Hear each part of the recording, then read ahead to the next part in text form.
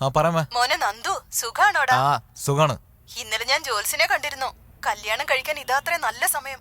നിനക്ക് ഇഷ്ടമുള്ള പോലെ ഒരു പെണ്ണിനെ നിന്റെ കൈ കിട്ടുമോ? ഫോണ് വെക്കമ്മ. ദേഷ്യപ്പെടാതെ മോനെ.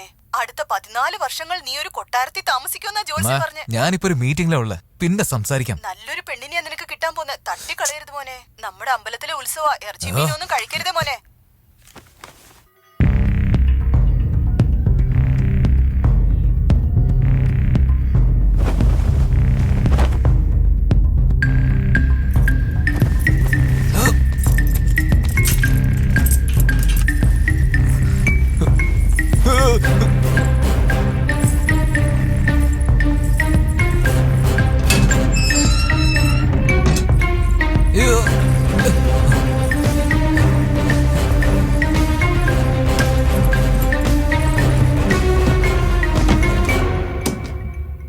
എന്താ ഇത് തുറക്കുന്നില്ലല്ലോ?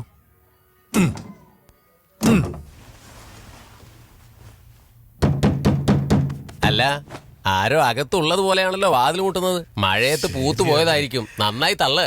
ഒരു മിനിറ്റ്. നശിപ്പിച്ച് കളഞ്ഞോടെ നന്ദു.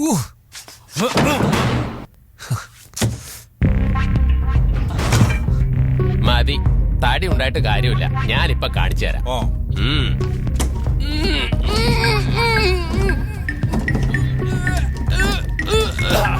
എന്താ ഇത് തള്ളാൻ പറ്റുന്നില്ലല്ലോ? ഞാൻ ഒന്നുകൂടെ ഒന്ന് നോക്കട്ടെ. എന്തിനാണോ തള്ളുന്നേ? തള്ളിയതല്ല, തൊട്ടതാ. തൊട്ടതാണോ? എന്റെ കാറ്റ് പോയനെ ഇപ്പോ. ഈ IT പിള്ളേരുടെ ഒരു അഹങ്കാരേ കണ്ടില്ലേ? പകല് പോലും ലൈറ്റ് ഇട്ട് വെച്ചിരിക്കുക.